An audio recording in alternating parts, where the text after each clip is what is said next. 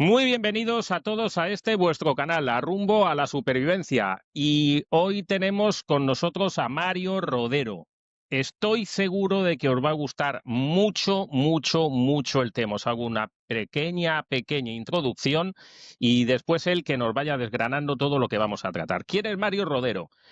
Por Mario Rodero es un amigo que yo conocí por internet, que tenía un canal y que tiene en Instagram muy interesante sobre temas religiosos, que ahora lo ha hecho estupendo en YouTube, que lo tenéis debajo, es Abadía Laica. ¿En YouTube se llama Abadía Laica o cómo se llama en YouTube? El canal se llama así, Abadía Laica. Abadía Laica, ok. Entonces buscarlo debajo, Abadía Laica, porque es súper interesante, como digo, de temas religiosos. Él es biólogo y es profesor ya jubilado y es profesor de religión. Yo cuando hablé con él, curiosamente, me habló, él tenía un libro que es este, que he estado buscando en la biblioteca, a ver por dónde era que lo tenía. Le dije, me comprometo a que lo leo, pero es que a mí leer online no me gusta y me estaba cobrando Amazon no sé cuándo por traerlo aquí.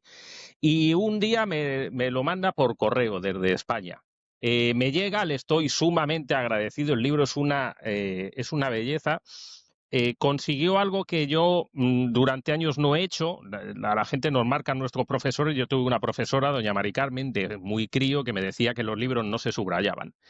Y yo no subrayé nunca libros, tenía apuntes, tenía hojas entre medias, pero nunca los subrayaba hasta que llegué al de Mario y dije, esto ya es imposible. O sea, es que es un libro gordito y tal, y este sí está subrayado por todos los lados, hay apuntes, y dije, de Perdidos al Río, este se lo merece.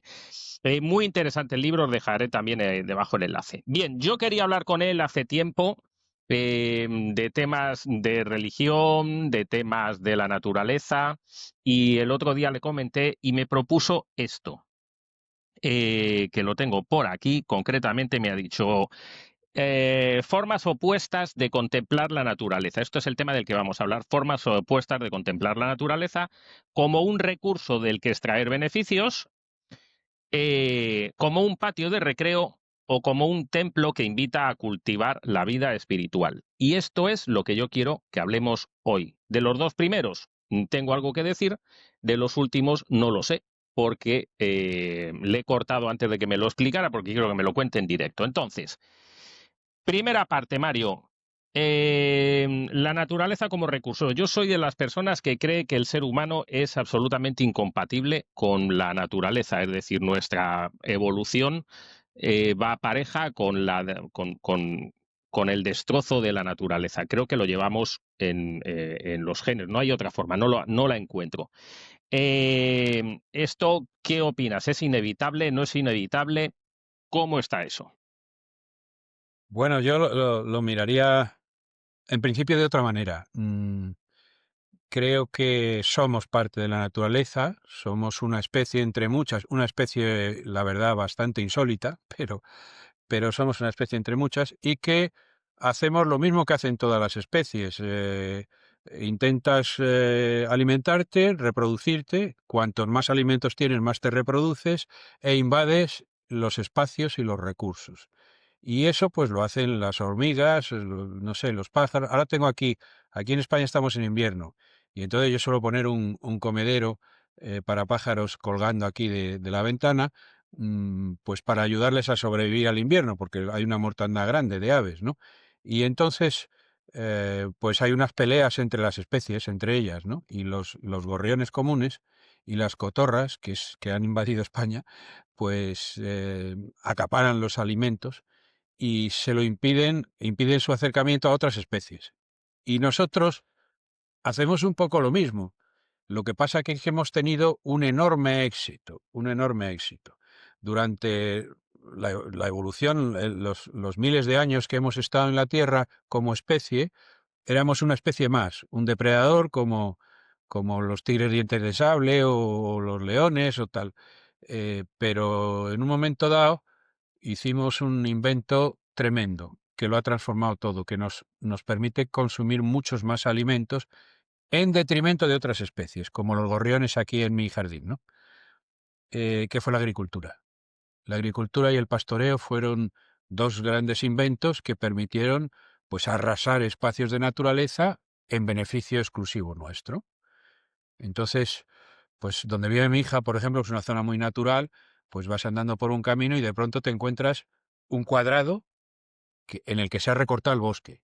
Y es que un vecino ha hecho ahí un huerto para él, pero ha tenido que cortar todos los árboles y desbrozar todo. Y bueno, el ser humano hace lo mismo que otras especies. Si puede, acapara alimentos para poder reproducirse más, y nos hemos convertido en una especie de plaga, entre comillas, vamos a decirlo así, que arrasa por donde pilla. Y hasta el punto de que hemos tenido que hacer reservas para que la naturaleza no desaparezca. A mí me dio una enorme impresión muy negativa. La primera vez que fui a África, a Tanzania, cuando bajé del avión, me cogieron en un coche para llevarme a los parques nacionales, y yo veía que esperaba ver antílopes y yo qué sé, animales de todo tipo por todas partes, pero no veía nada. Y fue cruzar el límite de la reserva y todo lleno de fauna por todas partes. Lo habían matado todo, sobre todo desde que llegaron las armas de fuego. Y entonces toda la fauna había desaparecido de zonas inmensas, de zonas inmensas, y se recluía en el cráter del Gorongoro y en el parque de Tarangire y sitios así, ¿no?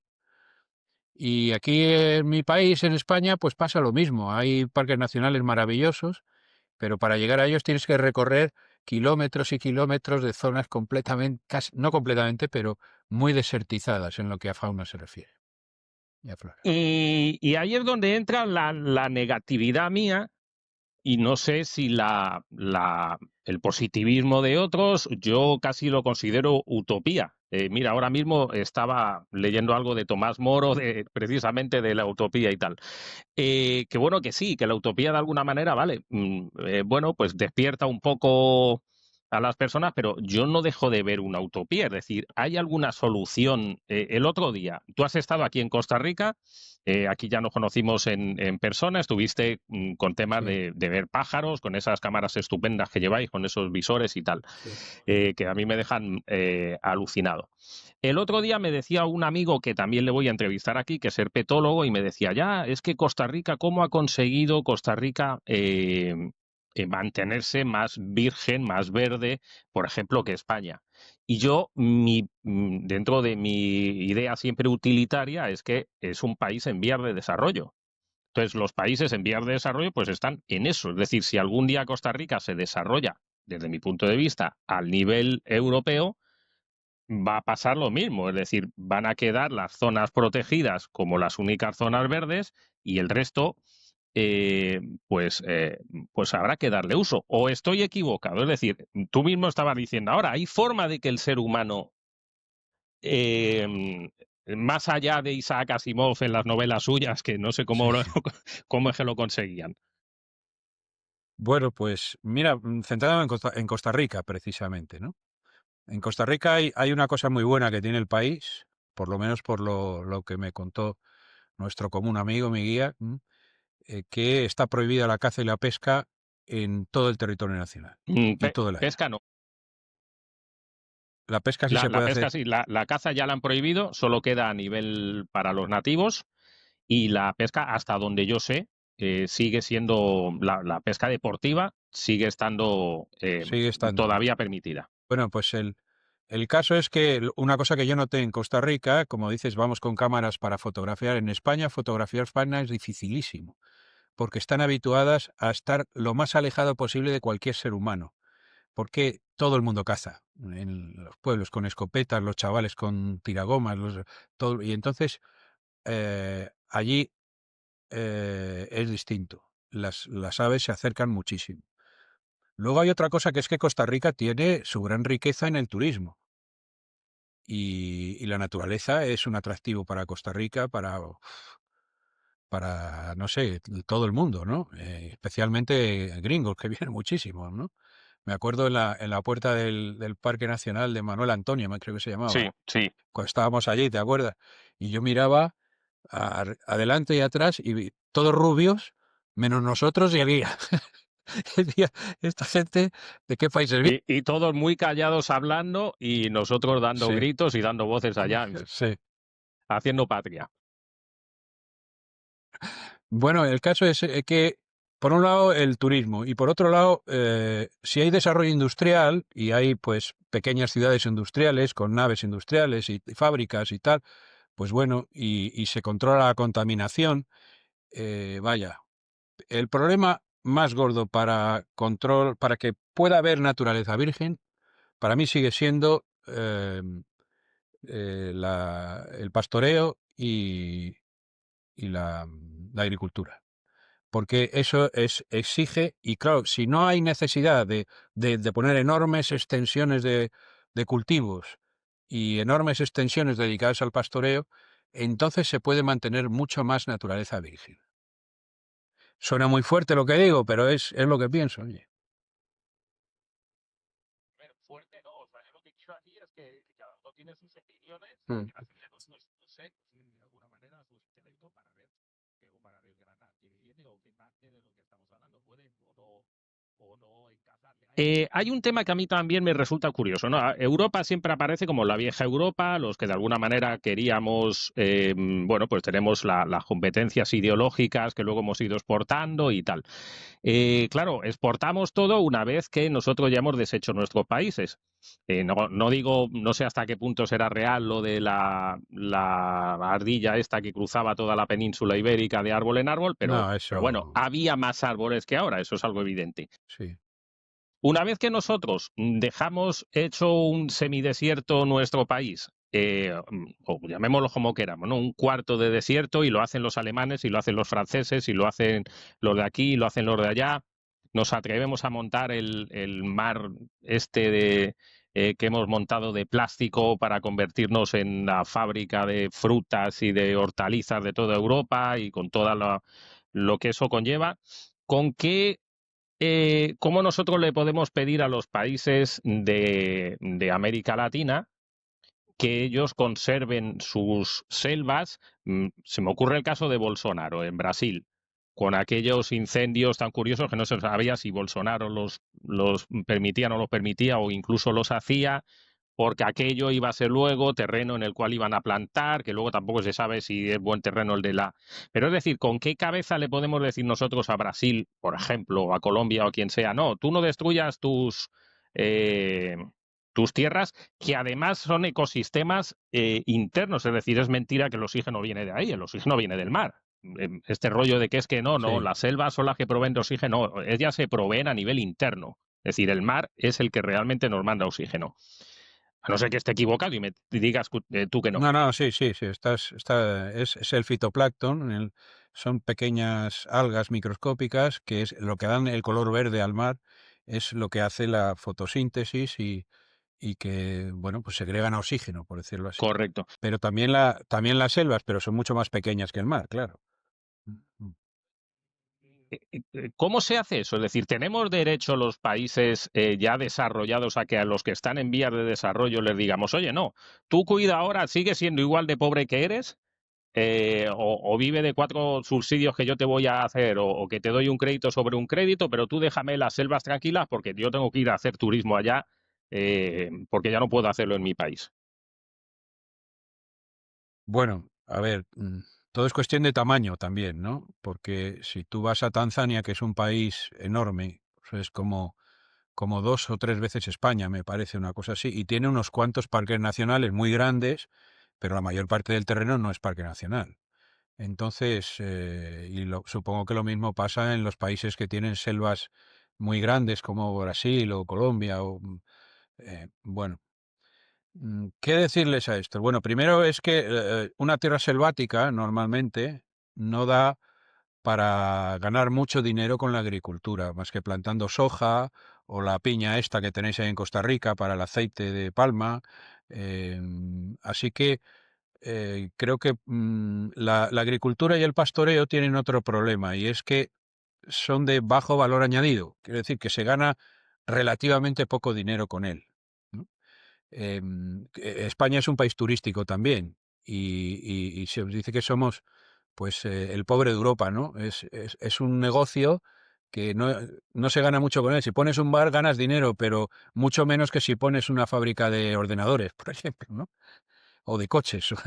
Entonces la industria es donde está el dinero Y yo creo que eso es lo que hay que potenciar. El problema es que, claro, los países industriales no quieren competencia. Bastante tienen con los chinos, ¿no? Así que ahí entran en juego muchos factores, muchos actores, y bueno, pues a mí me parece que un elemento fundamental para que haya islas de naturaleza virgen es el turismo de naturaleza. Eso es algo que hay que promoverlo, pero a saco, vamos, a saco.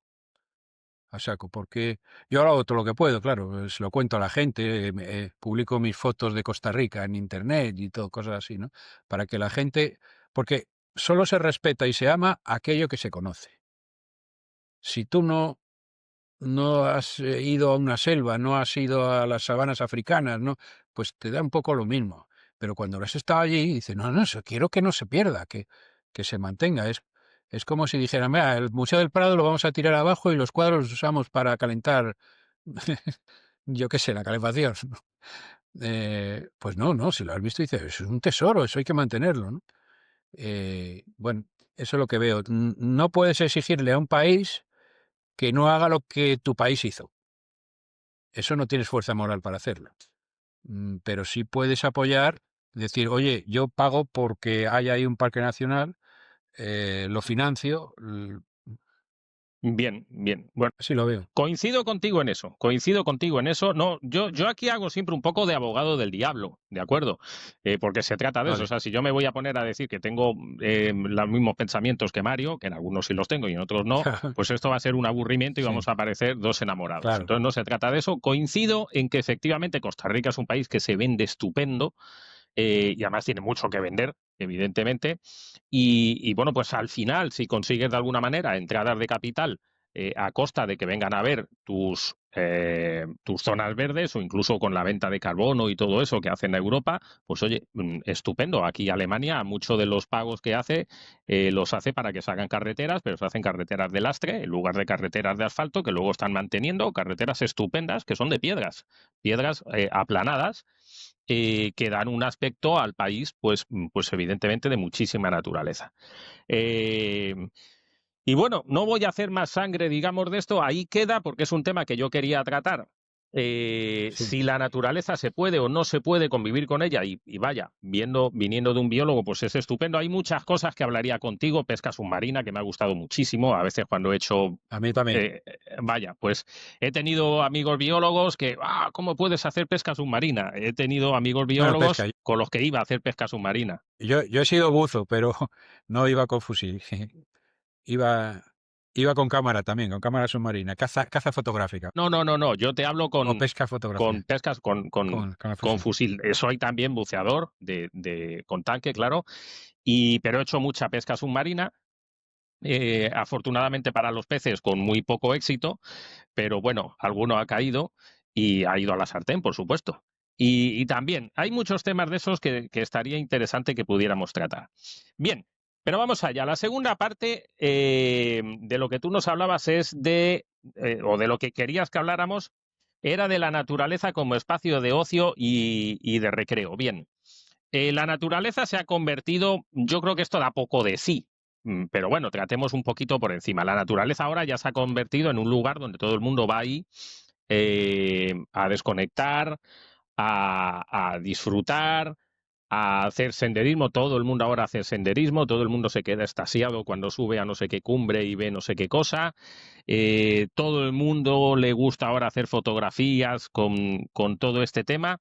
Eh, yo no le veo mayor historia, ¿no? Entiendo que es bueno, es lo que tú estás comentando antes. Oye, la gente de alguna manera está descubriendo o incluso redescubriendo la naturaleza perdida. Ya todo el mundo es urbanita. Poca gente queda Sí. en España, que te voy a contar, con la gran cantidad de gente que se está yendo de las ciudades, ¿no? Al menos esto nos está ayudando, supongo, a que haya unos ciertos ingresos y un cierto conocimiento de la naturaleza. Bueno, a mí, como te decía, el turismo de naturaleza me parece fantástico. O sea, no tengo nada negativo que decir sobre él. Cuanto más se disfrute de la naturaleza, más se amará y más se tenderá a protegerla y a propiciar que se mantenga. Lo que pasa que hay otras formas de estar en la naturaleza, no solamente para ir de visita, por decirlo así, ¿no? Y no quiero decir, pues ir como algunos que he visto en tu canal que se van y se tiran 3 meses allí en plan Tarzán y todo eso. No, no, no, no me refiero a eso. Me refiero a que hay otras visiones de la naturaleza que te enriquecen más a ti. Aquí la naturaleza se queda igual, pero te enriquecen más a ti si no simplemente vas allí a bajar un poco tu estrés y hacer unas fotos para subir a Instagram y tal, ¿no? Y bueno, pues eso es de lo que yo proponía hablar también, que es la naturaleza como templo, la naturaleza como templo. Pero no me lo invento yo, eso lo he tomado de unos referentes que son para mí, que son las tribus de los indios norteamericanos, que tenían una religión absolutamente vinculada a la naturaleza, absolutamente vinculada a la naturaleza. Em, Me acuerdo, por ejemplo, de haber leído, tengo varias cosas, ¿no? Ahí, me acuerdo un jefe indio que estaba en su tienda, estaba lloviendo a mares, ¿no? Y dice que de pronto un guerrero se quitó la ropa, salió de la tienda y se quedó simplemente bajo la lluvia, empapándose con aquella lluvia torrencial, y decía, eso es el verdadero amor por la naturaleza, el estar allí. Bueno, la imagen se me ha quedado y me ha gustado, ¿no? Es decir, alguien que no está de visitante, sino que se sumerge en aquello de una manera que no es tampoco la de Tarzán o la de un excursionista. Esta gente, mm, hay una anécdota que a mí me gusta contar. Todo el mundo conoce, en Estados Unidos hay unas montañas en las que tallaron cuatro estatuas de 4 presidentes norteamericanos, ¿no? Eso se hizo en lo que los Sioux llamaban las Montañas Negras, y que ellos decían que allí estaba el corazón de todo lo existente. Es decir, para ellos estaba como el corazón de Dios, por decirlo así. Era un lugar sagrado, absolutamente sagrado para ellos. Y vi una entrevista que le hacían a un Sioux, un norteamericano blanco, digamos, le hacía una entrevista a un Sioux y le decía, ¿por qué están ustedes tan ofendidos con esas estatuas que se han hecho ahí? Y el Sioux le dijo, ¿qué le parecería a usted si yo entrase en su iglesia y lo llenase todo de grafitis, el altar y todo? Y dice, pues eso es lo que han hecho ustedes. Esa es mi iglesia. Ellos tenían ahí un lugar que para ellos era absolutamente sagrado y era un lugar de eh, ascenso a lo espiritual. Bueno, pues esa es la otra manera que yo contemplo de sumergirse en un bosque, en una llanura, en una marisma, en el mar, eh, y estar viendo ahí, pues la obra del creador. Vaya, esto que yo no sabía por dónde iba a tirar y ahora vamos a ver todo lo que sale de aquí, porque bueno, tú y yo nos hemos conocido con estos temas, con temas Sí, de teología, de muchos que aquí no vamos a poder tratar, pero que sí que tenemos que tratar en otros. Yo, sabes un poco mi idea soy católico, digamos, pues sería católico de pastel, es decir, de los que va de vez en cuando a misa, pero vaya, con unas convicciones en fin, un poco extrañas. A mí me pasa lo mismo, es decir, no puede pasar mucho tiempo sin que yo esté en la naturaleza. De hecho, he vivido toda mi vida, he vivido en un pueblo y ahora vivo en una aldea perdida de Dios. Yo noto siempre cuando estoy ahí, siento a mi alrededor algo superior a mí y además veo la perfección en todos los lados. Siempre me llaman poderosamente la atención las plantas, la geometría que tienen. Es una cosa increíble. Mm, ¿Tú crees de verdad que eso lo ha creado Dios de alguna manera? Es decir, eso se creó eh, por él o salió de manera espontánea. Es decir, yo sí creo que hay un creador, pero no sé si él llegó hasta decir, no, yo quiero que al final salgan estas plantitas con esta forma geométrica estupenda. ¿Cómo es eso? No sé si soy capaz de explicarme. Alguna vez que he hablado contigo te he dicho, me Sí, creo faltan que siempre palabras para explicarte lo que... sí, creo que sí te entiendo.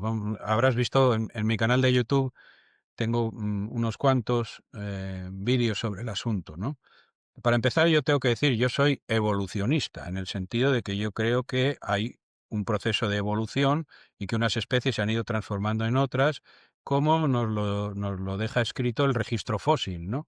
Eh, nosotros hace 2 millones de años teníamos un aspecto muy distinto al que tenemos ahora. Sin duda. Ahora bien, hay una serie de datos que te muestran que la naturaleza, el universo, no ha surgido de sí mismo. El filósofo Parménides, ya en la vieja Grecia, decía, nada surge de la nada. O sea, no es posible que no hay nada y de pronto ¡fum!, brota algo.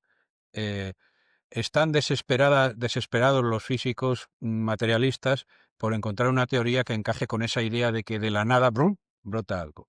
Porque además luego resulta que en la naturaleza hay una serie de leyes que cumplen todas las cosas que hay aquí.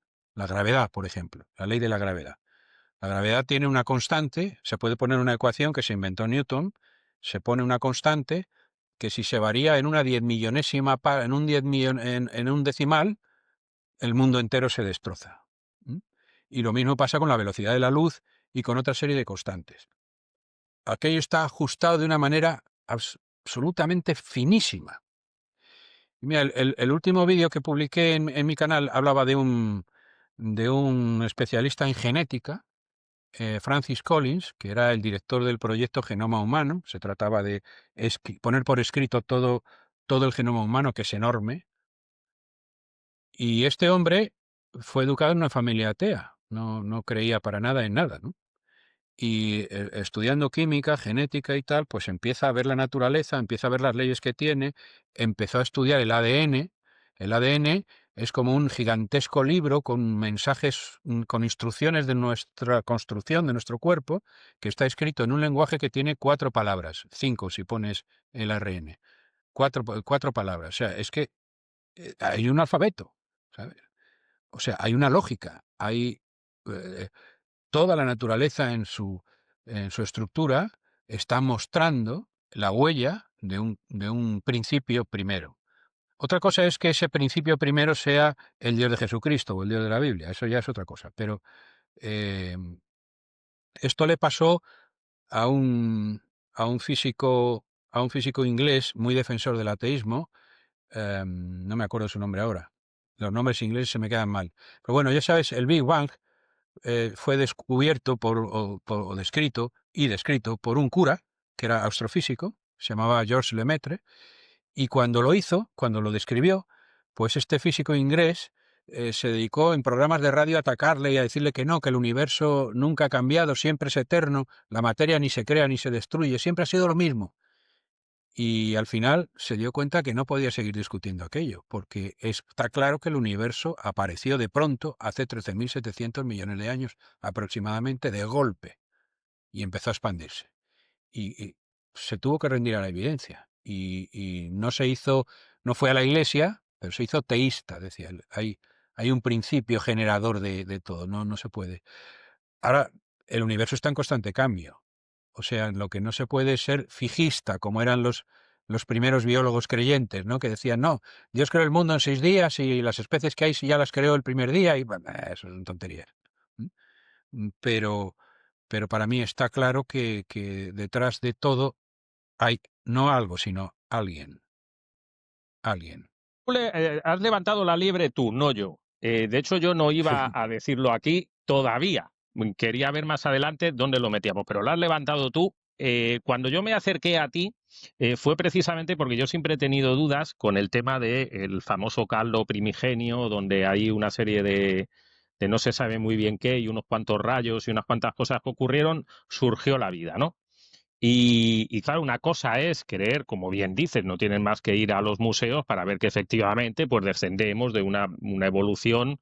Bueno, ahora no se sabe si es un árbol completo, unas ramitas, solo un tronco, lo que te dé la gana, pero hay clara una evolución porque la vemos, pero a lo largo de la historia se ha intentado recrear ese supuesto caldo primigenio y cuatro cosas, y quitando ese señor que había metido un poco de hierba en un tal, hay un par de personas, ¿no? Que me parece que consiguieron hacer eh, casos muy básicos, pero no crear vida, al menos como entendemos nosotros la vida.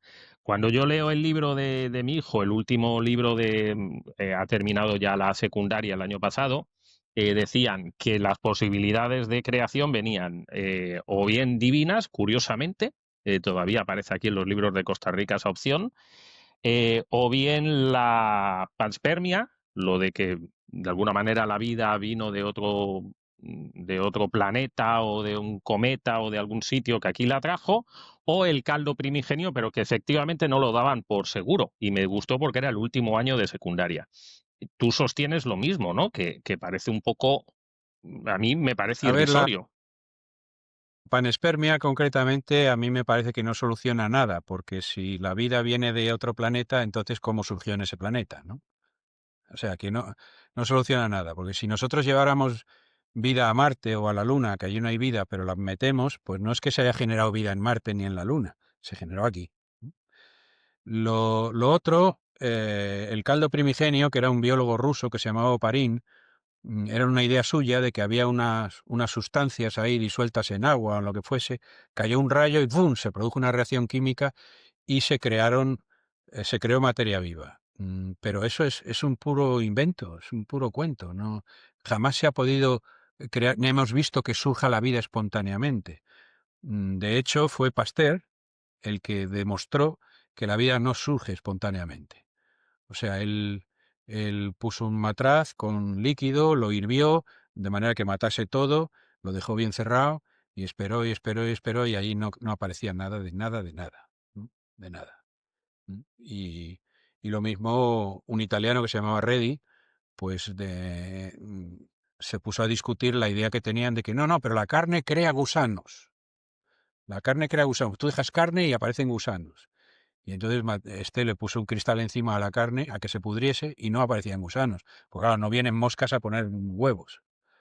No, de momento la vida no tiene nacimiento espontáneo. Tampoco me preocuparía que tuviese nacimiento espontáneo si Dios ha creado el mundo de una manera que pueda crear la vida. Pero lo cierto es, lo sorprendente, es que la vida tiene una complejidad tan disparatada que no sabemos, no tenemos ni idea de cómo surgió. Ni idea. Solo se dice que el organismo primigenio, al cual lo han bautizado como Luca, que sería una diminuta célula, pues que en algún momento debió surgir, pero que no sabemos cómo se da el paso de materia inorgánica a materia orgánica. Nunca. Hay un experimento que es un químico metió en unos conductos los cuatro componentes de los aminoácidos, de las sustancias de materia orgánica más simples, ¿no? Carbono, hidrógeno, nitrógeno y oxígeno. Y metió cuatro sustancias que tenían esos elementos, soltó una chispa y ¡pum! Apareció un aminoácido. ¡Ah, se ha generado vida! Bueno, esto es un experimento ad hoc, quiere decir, preparado para que surja lo que tú quieres que surja. Eso no es ciencia, ¿no? Pero además es que comparar un aminoácido con la materia viva es como comparar un montoncito de piedrecitas con la Catedral de Sevilla. La diferencia de complejidad es infinita. O sea, no sabemos. Tampoco eso demuestra que tienes que ir a la iglesia el domingo. No. Pero, pero no sabemos nada. Bien, yo me acerqué a ti curiosamente por eso, porque digamos que ahí terminaba ya mi conocimiento, mi raciocinio, y ya dije, vaya, esto no parece sensato, ¿no? El único sitio donde he visto que se creara vida en esa forma es un libro de Alberto Vázquez Figueroa. Tienes que leerlo, que encuentran en los volcanes, ¿sabes? Que crean unas cuevas por donde baja la lava y entonces se meten en una cueva y tal, y ahí encuentran por fin que está cayendo una gotita de una estalactita y al final un señor descubre que ahí hay vida, que de verdad se está creando la vida. Y está curioso el libro, está muy entretenido lo que ocurre después de eso, de que al final demuestran ahí que eso ocurre.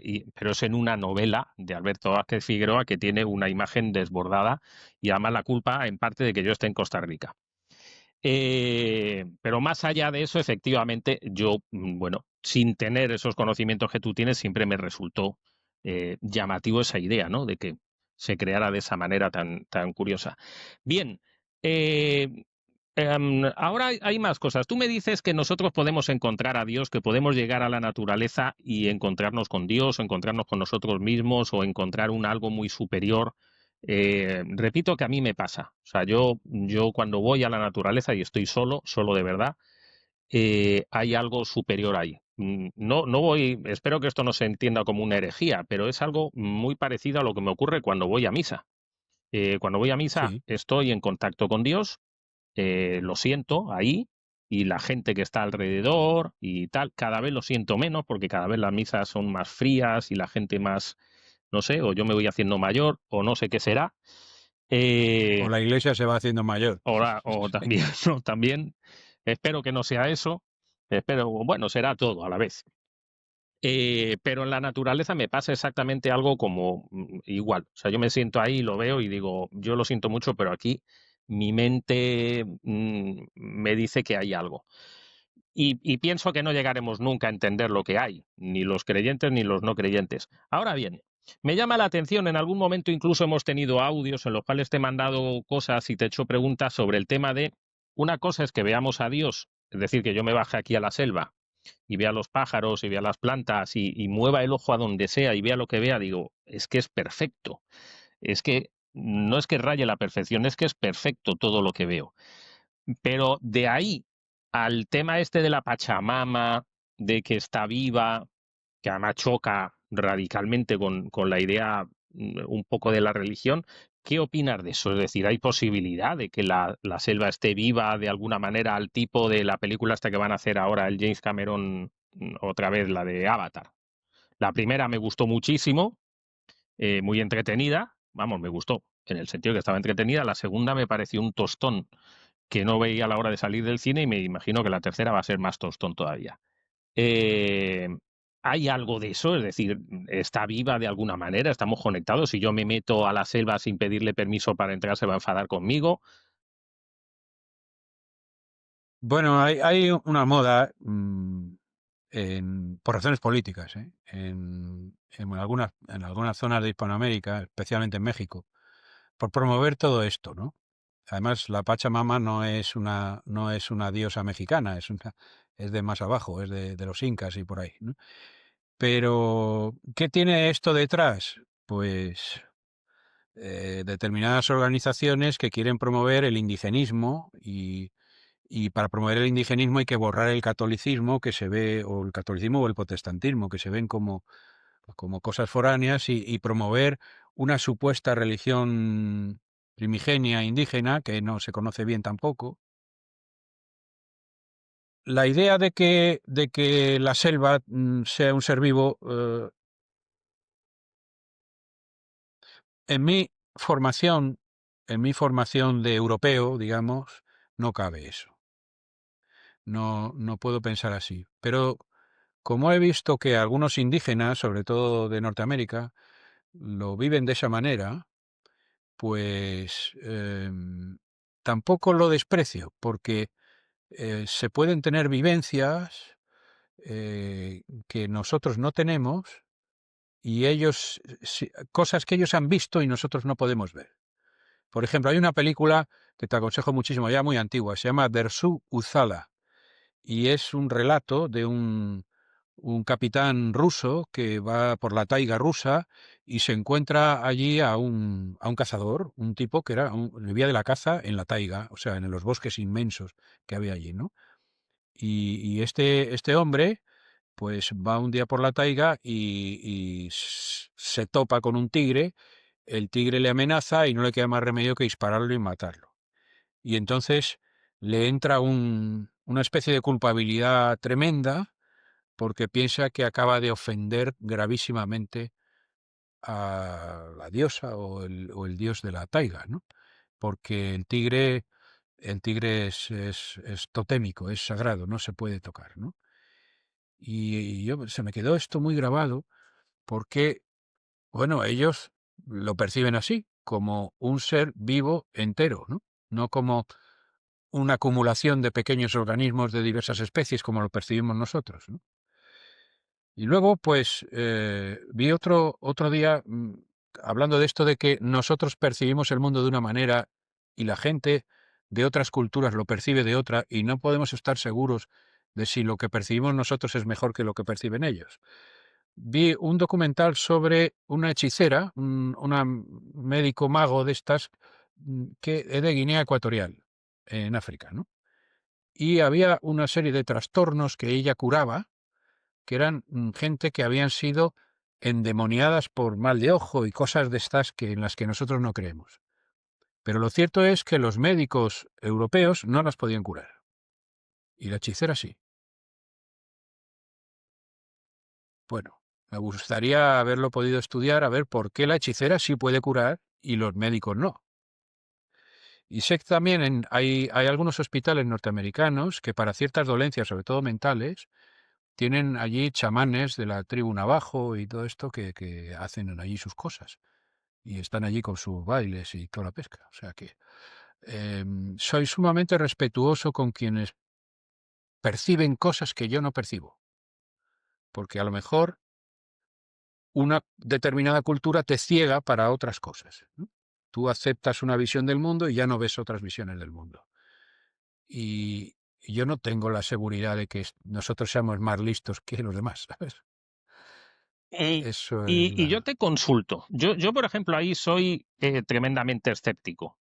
Me queda siempre una duda. A medida que me voy haciendo mayor, las dudas se me van haciendo más grandes, como es razonable. Hubo una época en la que tenía todas las cosas muy claras y ahora me voy dando cuenta que cada vez voy teniendo menos. Según los años que viva, al final ya no sé si voy a tener claro algo. Eh, pero esto no choca directamente. O sea, estamos hablando de que encontramos a Dios, ahora me refiero al Dios católico. ¿Esto sí. no choca con la idea del Dios católico? ¿Es compatible? El Dios católico que de alguna manera creó el mundo y luego hay unos hechiceros que de alguna manera pueden curar, no se sabe muy bien cómo. No es compatible con la teología católica. Hay que distinguir lo que es la religión católica con la teología católica.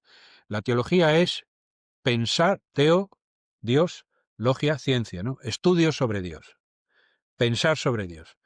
El pensamiento sobre Dios que ha tenido la teología católica, pues ha sido muy variado a lo largo de los siglos. Lo que pensaba a lo mejor San Ireneo en el siglo III, pues ahora no se defiende eh, y dentro de la propia Iglesia católica y de las protestantes hay muchas corrientes teológicas distintas. Mm, pero yo creo que Dios es más grande que nuestra mente, ¿sabes? Y que hay cosas que nosotros no comprendemos, no conocemos y a lo mejor que nunca las vamos a conocer. Y ahí entra, por ejemplo, el tema del chamanismo. Yo me abrí mucho a esto con una experiencia que resumo muy brevemente, pero porque me gusta contar cuando hablamos de estas cosas de naturaleza, que me ocurrió a los 12 años. A los 12 años.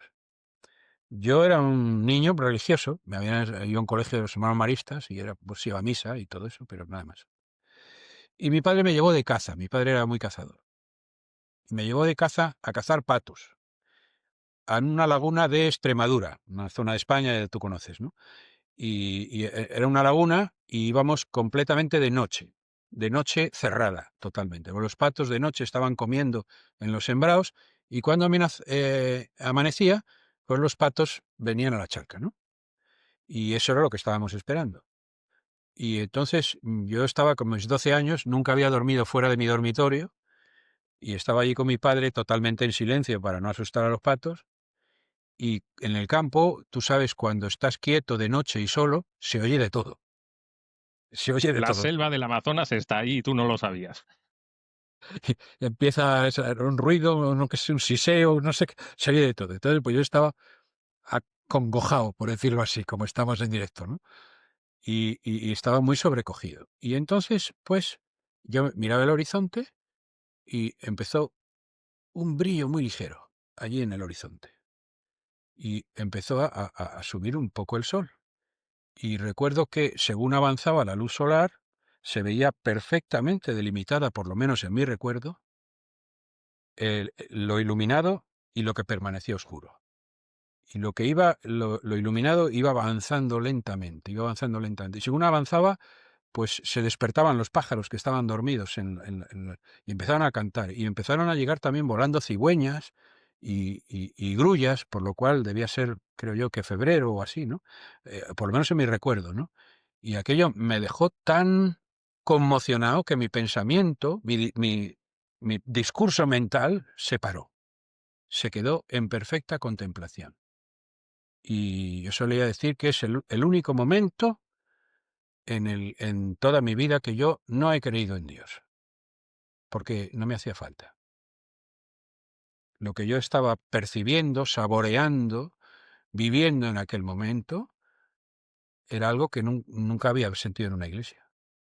Y es mi vivencia espiritual más intensa que he tenido en toda mi vida, en toda mi vida. Y mira que estoy metido siempre en cosas de estas y tal, pero en toda mi vida. Y bueno, pues luego también me he interesado mucho por las otras religiones. Y la teología católica también habla de la semina verbi, o sea, la semilla del verbo, de Dios, en las otras religiones. ¿Mm? Y bueno, pues no ha tenido ningún problema en servirse de la filosofía de Platón o de Aristóteles, que eran paganos, y han enseñado mucho a los teólogos cristianos. Entonces, para mí las otras religiones son no solo respetables, sino que acudo a ellas para aprender cosas. No sea que me ocurra lo mismo que en aquella laguna. Pues mira, realmente increíble lo que me cuentas, muy, muy interesante. Yo no he llegado hasta eso, pero tengo recuerdos no tan intensos, pero sí tengo algo, sí tengo algunas cosas parecidas. O sea, yo recuerdo de crío que me gustaba mucho irme yo tenía moto desde los 13 años en mi pueblo, en una urbanización perdida, y yo me gustaba irme solo al campo donde no había nadie, me iba a algún río y me pasaba las horas allí, me tumbaba a ver. A mí me ha pasado en algunos sitios y me pasaba una cosa no tan intensa, pero continua. Y yo vivía a 2 kilómetros del pueblo, en una de esas urbanizaciones de los años 80 que se crearon tantísimas y tal. Pero yo no era de los que me iba a Madrid y luego volvía, sino que vivíamos fijos. Mis padres eran, y conmigo, los únicos que vivíamos fijos en la urbanización. Y el pueblo, Colmenar del Arroyo, estaba a 2,5 kilómetros. Y yo muchas veces me bajaba, me venía a buscar a lo mejor algún amigo cuando la moto estaba rota y venían, te buscaban, pues siempre estaba rota la tuya y luego la del amigo y luego la del amigo y tus padres estaban ahí haciendo cábalas a ver cómo iban a arreglar las motos. Y muchísimas noches me iba caminando, me volvía caminando porque me permitía ver las estrellas. Y a día de hoy me sigue pasando lo mismo y me da mucha rabia porque no consigo que a mi hijo le ocurra. Y es que necesito un rato, necesito estar viendo las estrellas un tiempo, o sea, necesito como entrar en conexión con ellas, pero llega un punto en el que empiezas a pensar la inmensidad, no a pensarlo, porque el ser humano no puede calcular esas distancias. Dicen las personas que se dedican a eso que hasta cierta medida el cerebro humano lo puede calcular y que a partir de ahí nos perdemos. Y, y yo sigo mirando las estrellas a día de hoy, las veía entonces y veía la infinidad de Dios. O sea, veía algo tremendamente superior, llámese Dios, llámese, en fin, como lo quieras llamar, pero necesitas un tiempo para hacerte una idea, decir, ese puntito que veo está a una distancia que mi cerebro no puede procesar, pero es que luego está el otro y luego está en esa dimensión y luego para esta otra. Y me sigue pasando hoy. O sea, todavía hoy a veces cuando voy de acampada y me tumbo y tengo 20 minutos para ver el cielo, digo, es increíble lo nada que somos y lo que hay alrededor. Oye, eso me deja también, aunque yo te voy a preguntar ahora más cosas, pero Ya que estamos hablando de todo esto, ¿tú crees que habrá vida? Yo me crié, nací en el 73.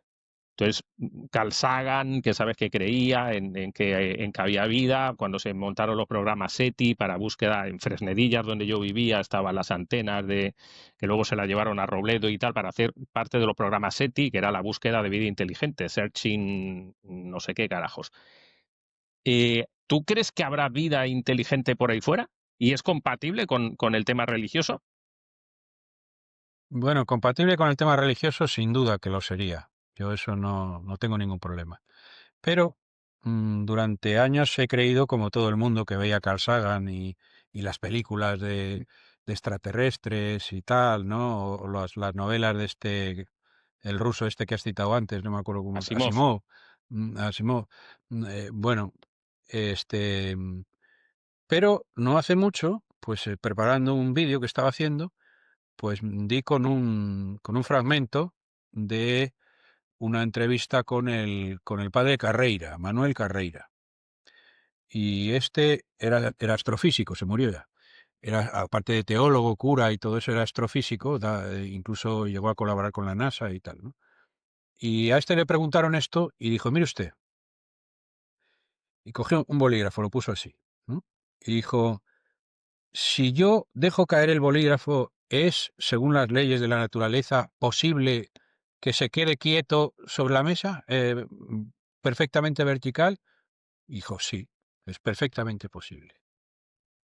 ¿Va a ocurrir cuando yo lo suelte? No. Y aunque esté 1 millón de veces dejándolo caer, no, no, no y no. Y entonces él explica. Que algo sea posible no es lo mismo que decir que sea probable.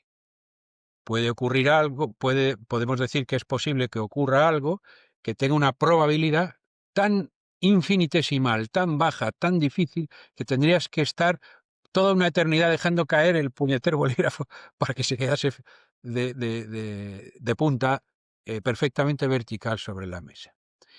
Y entonces la posibilidad real de vida fuera de la Tierra, yo ahora la veo mucho más lejana, porque precisamente es que la vida es algo que se produjo una vez, que se desarrolló en todo el planeta, pero no vas por la calle y ves plum, plum, plum, brotar vida. No, no. No se ha visto nunca, nunca. Es una cosa sumamente improbable, sumamente improbable. No digo imposible, pero sumamente improbable. Entonces, eso me ha chafado un poco, pues las sagas de la Guerra de las Galaxias y todo eso que me gustaban tanto, porque ahora ya no me creo el tío que tiene una cara con una trompa y tal. Bueno, yo creo que a todos nos ha pasado. Isaac Asimov lo que pasa es que, bueno, era un científico en sí, entonces, bueno, le daba un sustento a sus libros bastante interesante. Pero claro, uno ve que a lo largo de los años, de hecho, vaya, hay una idea de esto, no sé si seguro te lo he visto en el canal o en algún sitio, ¿no? Esto famoso del Dios de los agujeros o algo así, que cuando algo Ah, no sí. lo controlamos, dice, bueno, pues lo hizo Dios. No es la justificación de Dios, porque luego puede venir otra cosa que tape ese agujero que no sea Dios, pero es que cada vez tenemos más agujeros, tal como yo lo veo, desde que yo estudié cuando era un crío, lo poco que estudié ahora se han ampliado los conocimientos una barbaridad, tenemos una cantidad de medios enorme, vemos un montón en el cielo de lo que antes, en el cosmos, de lo que antes ni nos podíamos imaginar y no encontramos ni por asomo nada parecido a vida, pero de nada, o sea, de nada, de absolutamente nada. Es que la Luna, es que hemos ido a Marte, y hemos visto todos los planetas de alguna manera. No encontramos vida por ningún lado y a medida que tenemos más sabiduría, lo que tenemos es menos. Es decir, yo siento que cada vez somos más incultos y al final cada vez tenemos un hueco más grande que de alguna manera es lo que a mí me lleva a pensar que hay ese algo, bueno, pues será el dios de los agujeros o como quiera que se llame, pero que de alguna manera va tapando esos agujeros cada vez más grandes. Porque hay, claro, Carl Sagan decía, bueno, es que claro, ahora como tenemos unos telescopios, esto lo hablaba en los años 70, o los finales de los 60, claro, en el 2000, con lo que vamos a encontrar marcianos por todos lados. No aparece un marciano ni de coña, pero es que ni un marciano ni nada de nada. Sí, sí, efectivamente. Es que lo del dios de los huecos o de los agujeros era un argumento ateo para decir que Dios no existe porque la ciencia acabará cubriendo todo. Pero cuanto más avanzamos, más grande se hace el agujero. Cada vez encontramos más asombro, ¿no? Y más sorpresas. Y además es que las distancias en el espacio son tan gigantescas que nosotros no podemos ir muy lejos para poderlo estudiar y comprobarlo. Sí, a mí me ha sorprendido siempre el tema del el negrito este, Neil deGrasse Tyson, algo así es que se Sí, llama, ¿no? Que sí, ahora se ha hecho tan sí. famoso, que es como el sucesor de este que De estamos, Sagan, de sí. Sagan, ¿no? Y él es sumamente convencido, parece ser, de que la ciencia va a demostrar absolutamente todo. Y resulta curioso, o sea, porque cada vez la ciencia va sabiendo más, va sabiendo pocos más, pero muchísimos menos. Es decir, a medida que ampliamos y ampliamos y ampliamos, ellos mismos se están dando cuenta, los científicos, yo soy de un pensamiento muy científico, pero cada vez se van dando cuenta de que esto se está complicando un montón. O sea, cada vez se complica más, cada vez se complica más. Bueno, hay señores como este que serán muy inteligentes y que dicen que Es que este señor en realidad defiende una ideología que se llama positivismo, que viene del siglo XIX, la inventó un francés que se llamaba Comte, ¿no? Y que decía que la cultura humana tiene una etapa mágica religiosa que se supera con la etapa filosófica, pensaba él en la Ilustración francesa, eso, y después es superada por la ciencia, y que cuando la ciencia avance lo suficiente, toda la religión y todo desaparecerá. Pero eso es una pura ideología, un constructo que ha hecho él de unas cuantas ideas y que no tiene basamento científico alguno, pero a ninguno, vamos. O sea, no está basado en la ciencia, está basando en filosofía, en ideas que se le ocurrieron a un señor que la ciencia acabaría con la religión. Pero no solo no es así, sino que está ocurriendo lo contrario. Y hay dos libros ahora que se han hecho muy famosos, en Europa al menos, ¿no? Uno de dos franceses, que lo tengo por aquí, creo. A ver si lo tengo. Sí, mira, este lo tengo aquí. Este de los franceses, yo lo veo al revés, no sé si vosotros lo sí, veis no, al derecho. se ve bien. Dios, Se ve bien. la ciencia, las pruebas y si Dios existe. Sí, estos son dos tipos que se han dedicado a recopilar toda la serie de argumentos que la ciencia actual está aportando, apartándose cada vez más del ateísmo y acercándose más, por lo menos al teísmo, es decir, a creer que hay un creador, y también a la religión. Y luego este está hecho por un español que es mejor que el de los franceses, a mi gusto, este de aquí, este de aquí. Nuevas evidencias científicas de la existencia de José Carlos González Hurtado. Este libro es una absoluta maravilla y te empieza a sacar todo lo que los científicos han sacado. Por ejemplo, un detalle, el 90% de los premios Nobel son religiosos. La gente se piensa que cuanto más científico eres, más ateo, ¿no? Bueno, pues el 90% de los premios Nobel de ciencia, de física, de química y tal, son creyentes. ¿Mm? O bien judíos, ya sabéis que a los judíos les da por ganar muchos premios Nobel, o, o bien son cristianos, o hindúes, están saliendo ahora algunos. Bueno, mm, es decir, que esto no es como se pretendía a finales del siglo XIX. La cosa ha cambiado Sí, mucho. sí, sí. A mí eso también me ha llamado mucho la atención. Bueno, al principio hablabas de Georges Lemaitre, que era uno de Sí, los de los descubridores es el, del Big Bang, del, que era católico. es el autor, era Es el cura, autor, era un cura católico. Entonces, mucha gente, era cura. acérquense al canal de Mario, donde verán que se habla sobre todo este tema erróneo muchas veces. No vamos a entrar aquí en la Inquisición y todas esas cosas también, eh, también a veces un poco erróneas y tal. O por lo menos, yo siempre digo, no se trata de errores. Vivimos en un mundo en donde lo que hay son medias verdades. O sea, yo hoy estaba viendo las elecciones en Extremadura, en España. Bueno, se ha pegado el trastazo el PSOE, pero el PP se ha mantenido, Vox ha subido, ¿no? Y oyes a los tres, Vox, no, los grandes, nosotros hemos sido los que hemos ganado. Efectivamente, digamos, moralmente, se puede decir que son los que han ganado, ¿no? El PP ha subido un voto, o sea, un voto, un escaño. Bueno, No, nosotros hemos ganado y tenemos la mayoría y tenemos más nosotros que todas las izquierdas juntas. Pues también han ganado, ¿no? Y el PSOE también, no, bueno, no hemos ganado, pero ha perdido el otro porque quería tener una mayoría. Es decir, en el mundo las medias verdades es lo que nos lleva a estos errores. No cuentas mentiras, sino que cuentas falsedades mezcladas con verdades y al final la gente, si no profundiza un poco, se hace un lío.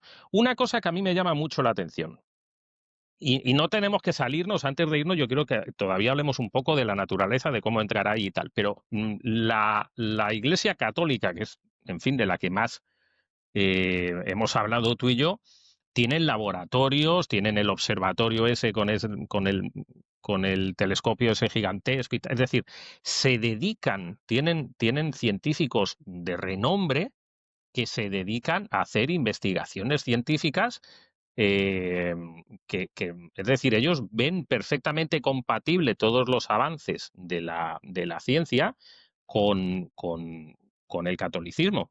En algún momento incluso he hablado yo contigo sobre protestantismo por temas que no vienen al caso y ahí sí vemos más, son más inamovibles, porque bueno, es la Biblia que es palabra de Dios y aquí no hay más que discutir, más que la interpretación que yo le dé, pero los católicos de alguna manera respetan mucho la idea de la ciencia, es decir, Bueno, van sí, de la mano con la ciencia, siempre han ido de la mano con la ciencia. sí. Es muy típico considerar como primer gran argumento contra la religión desde la ciencia hablar de Galileo. Pero lo cierto es que la Iglesia Católica creó un instituto pontificio para las ciencias en el Vaticano. Y el primer director de ese instituto fue Galileo Galilei. O sea que con eso ya te haces una idea de que las cosas no cuadran perfectamente en ese terreno, ¿no? Y empiezas a ver los curas que han sido grandes científicos, que han dado grandes avances a la humanidad, y empiezan a salir unos pocos, ¿eh? No solo Georges Lemaitre. Es que, por ejemplo, la genética fue una aportación de un cura también, ¿eh? Y, joder, se me ha ido el nombre, que a un biólogo se le vaya el nombre, Mendel, Gregor Mendel. Este era un monje benedictino que en su monasterio se dedicaba a cruzar florecitas y tal y descubrió las leyes de la genética, nada menos, ¿no? Luego tenemos a Teilhard de Chardin, que era un estudioso de, de la evolución y que estaba excavando cráneos de Pithecanthropus, decían ellos entonces, Homo erectus, en China. Aquí en España también hay unas cuevas muy famosas, son las cuevas de Atapuerca, que se habla mucho de ellas por los descubrimientos que se han hecho. El primero en excavar en las cuevas de Atapuerca y director del programa de excavación era un cura. Se llamaba... mm, se me va la memoria. Ese sí que ya no tengo ni la menor idea. Emiliano Aguirre se llamaba. Emiliano Aguirre, se murió ya. Emiliano Aguirre. Y ahora salen como directores los Arzuaga y estos, pero el primero era Emiliano Aguirre. Y si seguimos, pues encontramos a Roger Bacon en Inglaterra, por ejemplo, como científico. En la escuela de Salamanca, en España, había en el siglo XVI también gente que eran estudiosos de las ciencias. Bueno, ha habido aportaciones fantásticas de curas que se dedicaban también a la ciencia. ¿Mm? Y eso está un poco, un poco oscurecido, ¿no? Oscurecido. Sí, sí. Pero no es verdad que la Iglesia sea enemiga de la ciencia. Lo que pasa que es que hubo un acontecimiento básico para esto que fue la publicación de El origen de las especies de Charles Darwin, que por cierto su idea no era original, era de un español que se llamaba Félix de Azara, que estaba precisamente en Sudamérica estudiando las selvas. Y allí fue cuando descubrió la evolución, lo publicó y Charles Darwin en la primera edición de su libro le cita a Félix de Azara, después se olvida de él. Pero cuando se publica El origen de las especies, Karl Marx escribe a Darwin felicitándole por su obra, dándole las gracias y diciéndole que le va a dedicar su libro El Capital. Y Darwin le responde, ¿usted por qué quiere que...? Dice, es que me ha dado usted el gran argumento contra la teología. Él quería combatir la religión y no sabía cómo. Y entonces quiere usar a Darwin y Darwin le contesta y dice, yo no tengo ningún interés en atacar a la teología ni nada de eso, así que no me dedique su libro. Pero ya nos damos cuenta, ¿no? Por dónde van los tiros. Hay una ideología de supresión de la religión, ¿eh? Pero no tiene que ver con la ciencia, tiene que ver con la filosofía. Si, si es que a Marx se le puede llamar filósofo, claro, que eso es otra. Pero bueno. Bueno, ya ahí sí que nos saldríamos del todo, ya ahí todavía no podemos entrar, porque ahí sí que nos saldríamos del todo, del todo, del todo, del todo. Dime una cosa, bueno, me ha surgido una duda, según estábamos hablando aquí, porque al final esto es normal que nos vayamos por todos lados, porque esto tiene mil salidas y mil cosas. Pero aparte de lo que me estás hablando, ¿crees que hay algo ahí? Yo no lo tengo claro. ¿Crees que hay algo también de leyenda negra? Eh, ¿Crees en la leyenda negra o no? En el sentido de los ingleses se dedicaron a desprestigiarnos, en fin, cuando Lutero, Este es un tema de descubrimiento reciente para mí.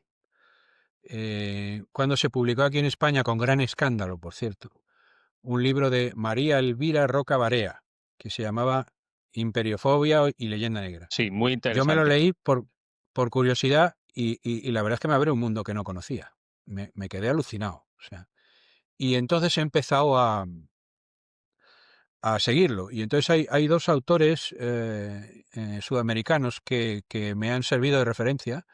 Uno es Marcelo Gullo, que es argentino, que escribe sobre esto, y el otro es mexicano, se llama Juan Miguel Zunzunegui. Los dos son buenísimos y muy, muy grandes oradores y tienen en YouTube unos vídeos fantásticos. Y a mí ya me han convencido que la leyenda negra fue el gran arma de Zunzunegui, lo explica muy bien y dice, Inglaterra no podía conquistar militarmente el Imperio Español y decidió hacerlo intelectualmente. Y entonces empezó a atacar con la leyenda negra y bueno, pues desgraciadamente para España y también para las Españas del otro lado del Atlántico, justamente entonces se inventó la imprenta y empezaron a soltar panfletos y bueno, salían ahí los españoles cortando en pedazos indios y comiéndoselos y cosas. A mí la leyenda negra no tiene no tiene ningún basamento porque han dejado de propagarla en buena parte del mundo porque ya no hace falta conquistar el Imperio Español porque ya no existe. Pero el único sitio donde se propaga todavía constantemente es en España y en México. Sí, sí, curiosamente. Bueno, has leído, o por lo menos lo habrás oído, lo de las venas abiertas de América Latina. Sí, lo leí, lo leí. Y Eduardo Galeano, ¿no? ajá, que luego al final él se medio retractó de aquello y tal. Sí, sí, dijo que eso era una guarrería ese libro. Sí, yo lo leí por un Sí, mexicano con el que yo trabajaba en buceo y tal, y me dijo, mira, tal, qué maravilla de libro. Y, en fin, cosas, hay que leerlo un poco para ver lo que salía, lo que salía. César Vidal, del que hemos hablado en algún caso, por supuesto, claro, de acuerdo a su ideología, dice que por supuesto que la leyenda negra es cierta, completa, que todo lo que decían los ingleses y más todavía lo cometimos los españoles, o sí, los españoles, la leyenda negra sobre todo la basan con lo nuestro, ¿no? En fin. Vidal, su condición no pastor, o no es pastor, pero de líder protestante de las iglesias evangélicas, también fue testigo de Jehová antes. Y entonces las iglesias evangélicas, en lugar de tener su razón de ser en sí mismas, como la Iglesia Católica, tiene su razón de ser en el odio a la Iglesia Católica. Y como es además un tío muy cultísimo, muy listo, muy trabajador, muy capaz, pues es muy potente en su discurso, pero si conoces un poco, pues, Sí, sí, sí. De hecho, llama la atención. A mí me llama la atención porque efectivamente es un tipo muy culto. O si no lo es, lo disfraza muy bien. no, sí, sí lo es, sí. Luego he leído algunos libros suyos, vaya, los de historia, tal, sí, o sea, los de la guerra civil, todos esos sí son muy interesantes. Ya los otros los ves y dices, vaya, esto ya no parece que aquí sea tan bueno, pero evidentemente es un tío con unas bases muy sólidas, debe de tener una legión de personas que por detrás le informan para todos los programas diarios. Bueno, lo que hablábamos antes, cada uno tiene sus visiones. Bien, entremos en la última recta porque si no estaríamos aquí horas y yo quiero seguir hablando contigo, pero no Pues tener... hablaremos todo lo que quieras. A mí me encanta hablar contigo. a mí me pasa igual, pero vaya, tenemos que ponernos unos minutos razonables porque la gente tiene una vida aparte de este programa. Eh, Vamos a entrar un poco ya en el final, en el tema de cuando uno va a la naturaleza, de cómo ver a la naturaleza como ese templo que me comentabas al principio, porque a mí me llama mucho eso la atención, que al final es una forma de ir a misa. Yo te decía al principio, digo, espero que esto no suene tal. Mira, me has dicho que no parece, no suena tan horrible, pues estupendo, ¿no? A lo mejor a la gente joven esto le ayuda de alguna manera. A mi hijo, por ejemplo, que como sabes le tiene a la Iglesia Católica, pues bueno, pues como la inmensa mayoría de la gente joven le trae al pairo ir que no ir, va más a la protestante, porque su novia es protestante, cosa que lo hemos hablado en algún momento. A mí me parece estupendo que tenga ideas, bueno, que de alguna manera intente encontrarse a sí mismo y no en un bar. Prefiero que se encuentre a sí mismo ahí. Pero ¿cómo podemos hacer a la gente joven? Porque es verdad que ahora mismo yo noto en la naturaleza, eso es una especie de competencia. Yo cuando voy a hacer senderismo, es una competencia entre quién tiene las botas más bonitas y a quién le van a salir las fotos más bonitas para el Facebook. Entre quién se ha comprado los últimos bastones de moda y quién tiene el pañuelo más bonito y tal. Y al final la gente se pierde de todo. Vas a hacer Sí. senderismo y es ¿dónde vamos a ir? A aquella montaña. Se pierden de todo, o sea, se pierden de absolutamente todo. Yo cuando he ido contigo, el poquito tiempo que he estado con otros amigos fotógrafos, por ejemplo, a tomar fotografías es una gozada. Para una persona como yo, activa, que le gusta hablar, tal, que le fuercen a callarse, a tener que estar esperando a que el pajarito tome la pose por ejemplo, el pajarito que tienes tú en tu perfil de WhatsApp, yo veo la foto y digo, Dios, eso, Dios, o sea, está ahí. Yo quiero una como esta. ¿Qué le puedes decir a la gente joven en que consigamos que se paren un poquito, que no se trata de hacer 40 kilómetros y que es una carrera, que a lo mejor es en el parque de al lado de tu casa, donde no se oiga un poco el ruido de los coches, donde puedes encontrar a Dios o ese algo, o encontrarte a ti mismo, pero más allá de ropas de marca y de todas estas cosas Pues que mira, están muy bien? yo lo que le diría a la gente joven que tenga curiosidad por esta idea que estamos manejando es que acudan a la naturaleza solos. Lo primero, solos. Porque la naturaleza, el bosque, la marisma, el agua y sobre todo el cielo estrellado tienen algo que decirte. Lo que pasa es que hablan muy bajito. Hablan muy bajito. Gandhi lo llamaba esa vocecilla tranquila. Y solo se escucha cuando se está solo y en silencio. La otra forma de disfrutar de la naturaleza, que es la del fotógrafo que decías, es una caza. Y Ortega decía que el cazador es el hombre alerta, una persona que está en tensión esperando a que la naturaleza te hable a través de una serpiente, de un ave, de una bandada de gansos que pasan encima, mm, pero esto es el cielo estrellado, sobre todo, pues tiene algo que decirte. Y mm, esa es la cuestión, estar en silencio y solo. A veces caminando mucho también, pero en silencio y solo. Si vas en plan un grupo y pasarlo bien y tal, lo pasas bien, pero no oyes a la vocecilla tranquila. La La contemplación, que es la forma más elevada de oración, y se suele decir que la naturaleza, ves que los monasterios están todos en bosques, en montañas, en sitios así. La contemplación no se hace con los ojos, se contempla con el corazón. Eso se dice, se contempla con el corazón. Y para contemplar con el corazón hay que estar callado. Si uno está en continuo parloteo interior tampoco se puede. Hay que estar callado, tratar de callarse, de apaciguarse. Y entonces empaparse de lo que tienes a tu alrededor y entras en oración sin querer. Esta es mi experiencia. No te voy a hacer más preguntas, solo quiero que me recuerdes una cosa antes de que nos despidamos, y es que ahora cuando estabas hablando de Gandhi, en el libro tuyo nombrabas a Gandhi en algún momento y yo me tuve que tragar la película entera, digo tragar en el buen sentido porque ya me gustó en su época, digo tragar porque es una película de... siempre se veía en dos 3 horas. partes, ¿no? Tiene Sí. 4 horas, yo creo que tiene aquello y tal. Es una película estupenda. Había una frase que tú decías en el libro, algo que había dicho Gandhi. ¿Te acuerdas lo que era? Que es por lo que yo busqué en la película y dije, nada, hay que volver a verla entera. ¿No te acuerdas?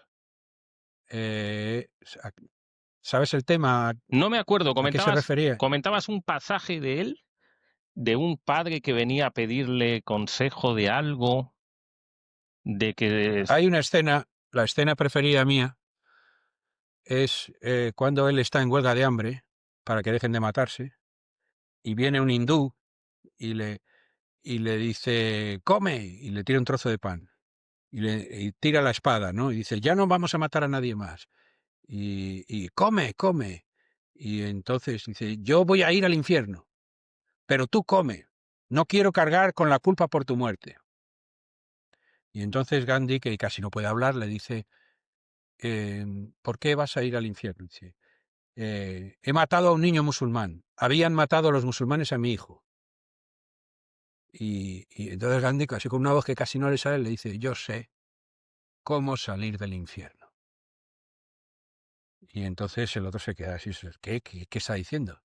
Dice, busca a un niño musulmán que haya perdido a sus padres en la refriega. Cuídalo como tu propio hijo. Y muy importante, no se te olvide educarlo como musulmán.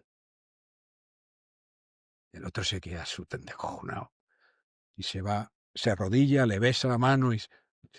Esa es mi escena preferida de la película. Bien, pues Hay muchas más. lo voy a dejar ahí. Busquen la película si no la han visto. Los que somos ya muy viejos, pues antes la ponían en la televisión, siempre en dos partes porque es muy larga. Pero bueno, la actuación del señor. ¿Quién era el señor que hacía de Gandhi? Ben Kingsley se Ben llama, no, Kingsley. no sé inglés, Y Ben Kingsley, ese sí. tipo delgadito y tal, que era él, era él. La película es una joya. Es una maravilla. Búsquenla y saquen estas pequeñas perlas que hay y espérense a que podamos hacer algunas entrevistas más como esta que hemos hecho con Mario. He tardado en traerle al canal, no sabía muy bien cómo le iba a traer ni de qué íbamos a hablar y al final ha pasado lo que yo creía que iba a pasar, pues que uno se pone un Que hablamos guión de todo. y sale lo que sale, pero bueno, para eso es este canal.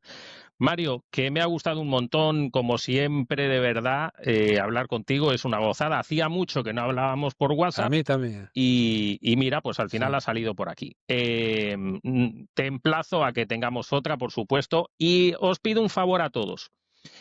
Ponerme debajo de qué queréis que hablemos la próxima vez con él. Seguir el canal suyo, por supuesto, Abadía Laica en YouTube. Yo os voy a dejar los enlaces para que lo veáis. Tiene vídeos muy interesantes, además se ven muy rápido, 10 minutos, 5 minutos, 15 minutos, a lo mejor el que más. Te los pones en cualquier momento, echarles un vistazo porque os va a gustar y me ponéis debajo, oye, yo quiero que le preguntes esto, yo quiero que le preguntes lo otro, tal. Y en la próxima se lo comentamos. Gracias, Mario. Gracias a Un todos placer. por estar ahí. Gracias a todos los que nos ven. Adiós.